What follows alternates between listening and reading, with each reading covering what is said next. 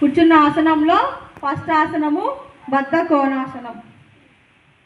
ముందుగా రెండు కాళ్ళను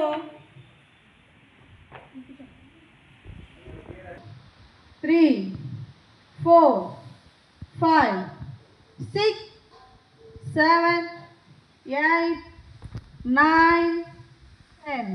రిలాక్స్. కాలు ముందుకు చూపండి. రిలాక్స్. కాలు ముందుకు చూపండి.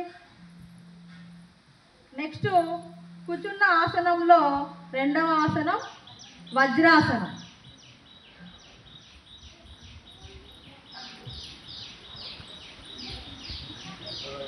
వజ్రాసనంలో కూర్చున్నప్పుడు ముందుగా ఒకవైపు కాలును మడతేసి దానిపైన కూర్చొని మరి ఇంకొక లెగ్ పైన కూర్చోవాలి.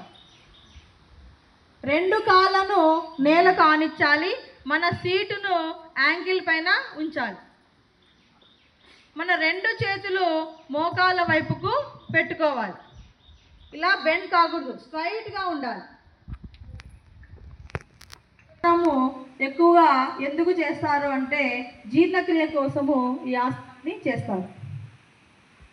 జీర్ణక్రియ బాగా మెరుగవుతుంది. Close your eyes.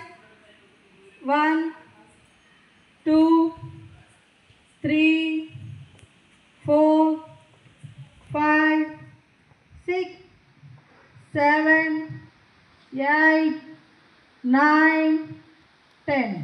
రిలాక్స్. వజ్రాసనంలోకి వచ్చేసేయండి. రిలాక్స్. వజ్రాసనంకి వచ్చి నెక్స్ట్ ఆసనం ఉష్ట్రాసనం. ఇంతకుముందు అర్ధ ఉష్ట్రాసనం చేశాము, ఇప్పుడు ఉష్ట్రాసనం. ముందుగా వజ్రాసనంలో కూర్చొని మోకాళ్ళ వైపు నిలబడాలి. తర్వాత మన రెండు చేతులను వెనక్కి తిప్పుతూ మన యాంకిల్ దగ్గర ఉంచుకోవాలి.